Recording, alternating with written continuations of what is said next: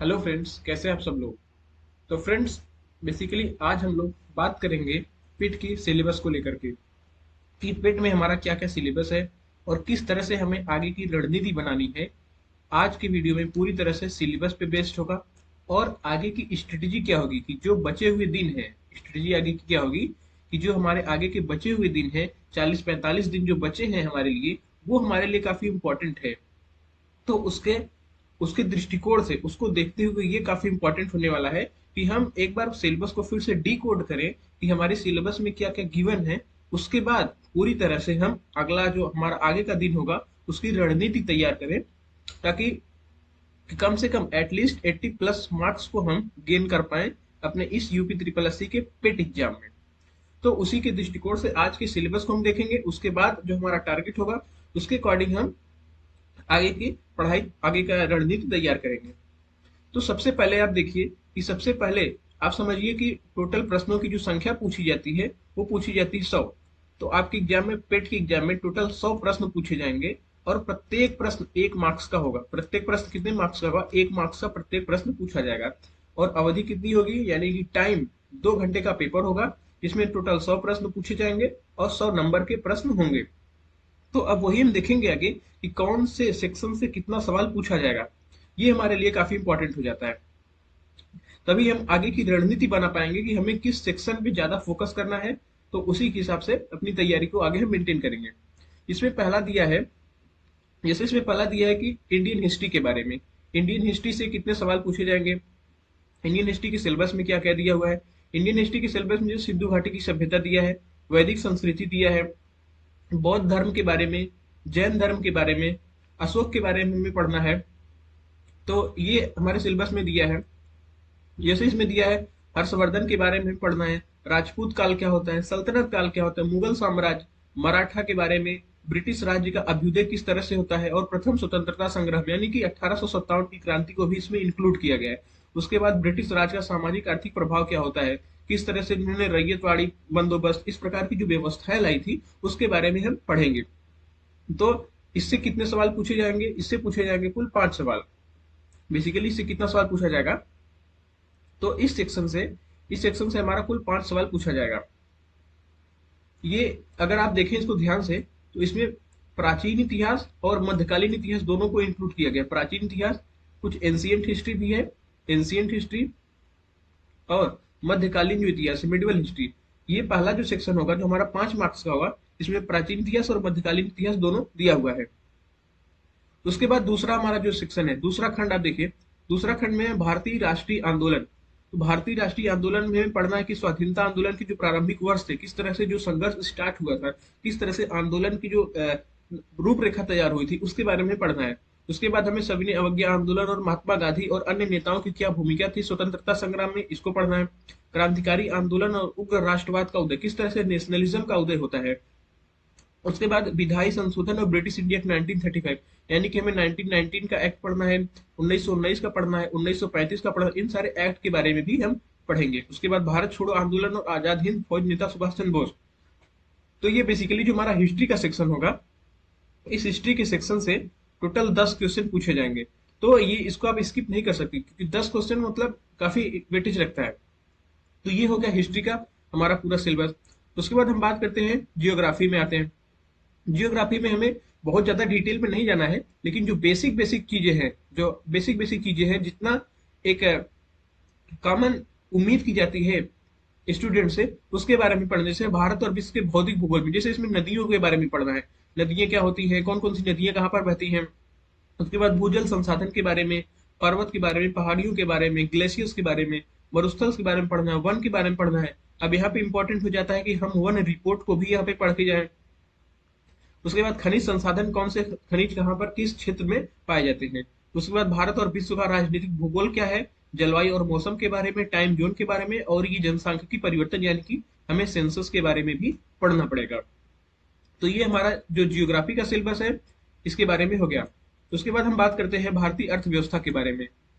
भारतीय अर्थव्यवस्था में आप देखिए, 1947 से लेकर के 1991 तक भारत की जो अर्थव्यवस्था, जैसे योजना आयोग और पंचवर्षीय योजनाएं, पहले जो पंचवर्षीय योजनाएं चलती थी, 5 ईयर प्लान, उसके बारे में पढ़ना है।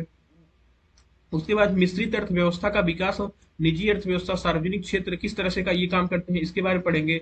ग्रीन रिवॉल्यूशन, हरित क्रांति के बारे में पढ़ेंगे।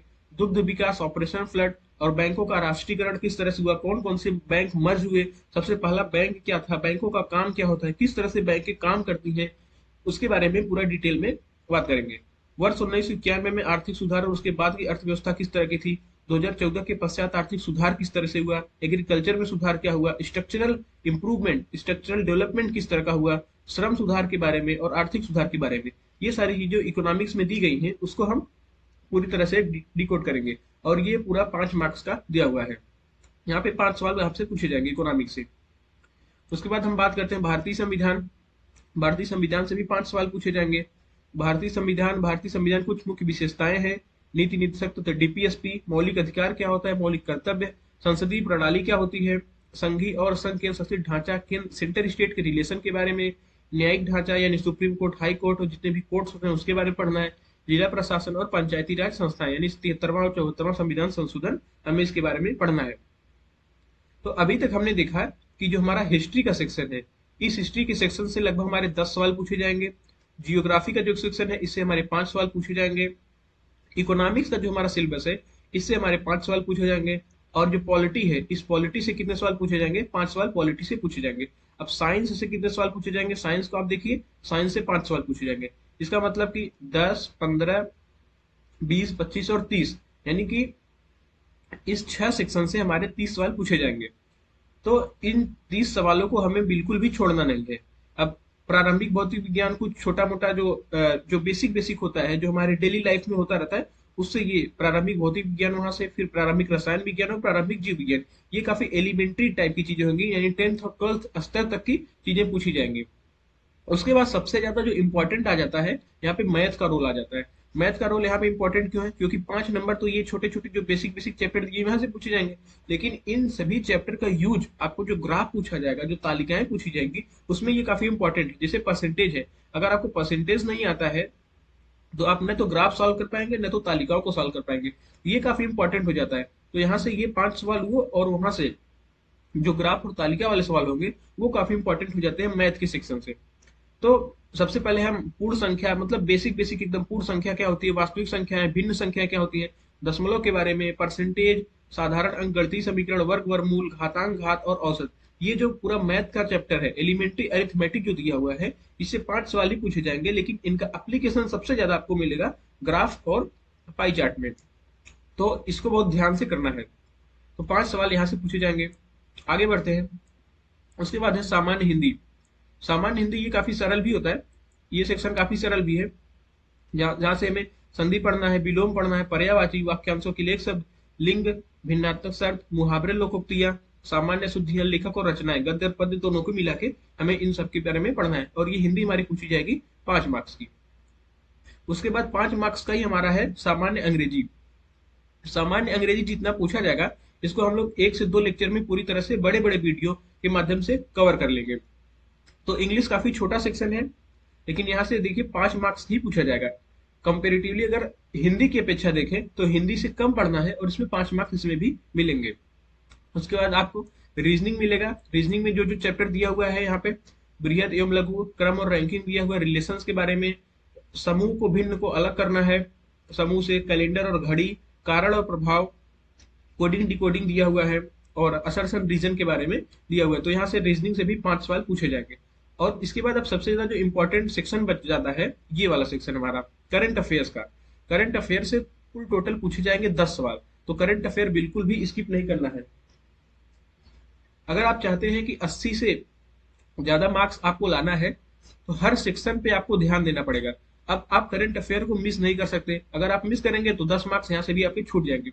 उसके बाद सबसे ज्यादा इंपॉर्टेंट ये हो जाता है कि जनरल अवेयरनेस के बारे में।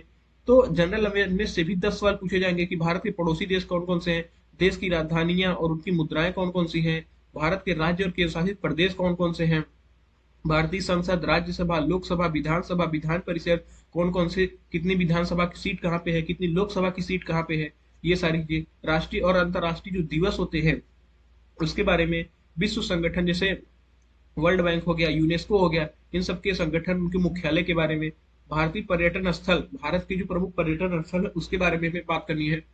भारत की कला संस्कृति, आर्ट एंड कल्चर के बारे में, भारत और विश्व का खेल, कितने प्रमुख अनुसंधान जो संगठन है उनके मुख्यालय पढ़ेंगे हम कहाँ कहाँ पे है। उसके बाद कुछ प्रसिद्ध जो पुस्तकें लिखी गई है उसके बारे में, पुरस्कार और विजेता। तो ये पूरा हमारा आज का पेट का सिलेबस है। उसके बाद आप देखिए यहाँ पे एक हिंदी का जो गद्यांश होगा, दो गद्यांश आपसे पूछे जाएंगे, दो गद्यांश, प्रत्येक गद्यांश पर पांच पांच प्रश्न होगा, जो कितने नंबर का होगा, 10 नंबर का।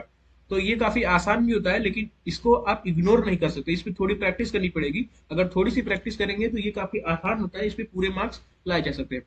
उसके बाद मैथ का ये वाला सेक्शन इंपॉर्टेंट, अभी मैंने बताया था आपको कि जो एलिमेंट्री मैथमेटिक्स दिया हुआ है, एलिमेंट्री मैथमेटिक्स जो अरिथमेटिक दिया हुआ है, वो अरिथमेटिक का सबसे ज्यादा यूज यहाँ पे आएगा, ग्राफ की व्याख्या करने में, उसका विश्लेषण करने में, क्योंकि आपसे पूछा जाएगा दो ग्राफ और प्रत्येक पर होंगे 5 सवाल, यानी कि 10 सवाल यहाँ से आपसे पूछे जाएंगे 10 मार्क्स के।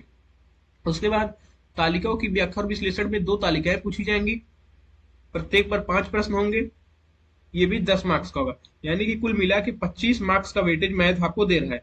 तो सबसे पहले जो हम स्टार्ट करेंगे, सबसे पहले हमारा जो टारगेट होगा, हम मैथ को स्टार्ट करेंगे। तो आगे की वीडियो में बहुत खूबसूरत कंसेप्ट के साथ, बिल्कुल क्लैरिटी के साथ हम मैथ की वीडियो को स्टार्ट करेंगे, ताकि हमारा ये जो 25 मार्क्स है, जिसमें सबसे ज्यादा प्रॉब्लम स्टूडेंट फेस करते हैं इस ग्राफ को सॉल्व करने में, तालिकाओं को सॉल्व करने में, तो कुछ अच्छे अच्छे कंसेप्ट के साथ हम ग्राफ और तालिकाओं को बहुत आसानी के साथ सॉल्व करेंगे। तो ये था आज का पूरा का सिलेबस पेट का, और इसी पेट के सिलेबस के अकॉर्डिंग हम अपनी पूरी रणनीति तैयार करेंगे कि अगले 40-45 दिनों में हमें किस तरह से अपने आप को तैयार करना है, ताकि एटलीस्ट 80 से प्लस मार्क्स हमारे आ ही जाए। क्योंकि आप देखिए कंपटीशन काफी ज्यादा है, तो इस लिहाज से ये काफी इंपॉर्टेंट हो जाता है कि हम मैक्सिमम से मैक्सिमम मार्क्स गेन कर पाए। और यहाँ पे ये भी ध्यान रखना है कि नेगेटिव मार्किंग भी होगी, नेगेटिव मार्किंग भी होगी, 1/4 की नेगेटिव मार्किंग होगी। यहाँ पे दिया है कि क्रमांक 1 से 9 तक अंकित शैक्षिक विषयों से संबंधित प्रश्नों का जो कठिनाई स्तर होगा वो लगभग सेकेंडरी स्तर का होगा, यानी कि हमें एटलीस्ट 12th स्टैंडर्ड तक की तैयारी करनी है, यानी कि जिस तरह का 12th स्टैंडर्ड होता है उसी के अकॉर्डिंग हमें अपने आप को तैयार करना है, ताकि अगर कठिन भी सवाल बनता है तो उसको भी हम आसानी से टेकल कर पाए। तो दोस्तों आज की वीडियो में हमने बात करी है पूरी तरह से सिलेबस को लेकर के, किस तरह से पूछा जाएगा, सिलेबस क्या क्या है, किस तरह से एग्जाम का पैटर्न होगा।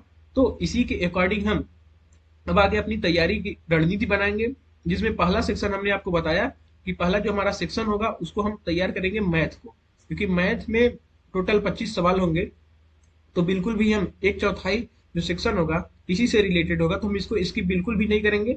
और आगे से जो हमारा अगला वीडियो होगा उसमें हम लोग मैथ की तैयारी पूरी तरह से स्टार्ट कर देंगे। तो दोस्तों आपको वीडियो कैसा लगा कमेंट बॉक्स में कमेंट करके जरूर बताइएगा। और अगर आपने चैनल को अभी तक सब्सक्राइब नहीं किया है तो चैनल को सब्सक्राइब कर लीजिएगा, क्योंकि आपको इस एग्जाम से रिलेटेड लगभग सारी तैयारियां आपको यहाँ पे एक जगह और अच्छे तरीके से मिल जाएंगी। तो दोस्तों मिलते हैं अगले वीडियो में, तब तक के लिए take care and bye bye.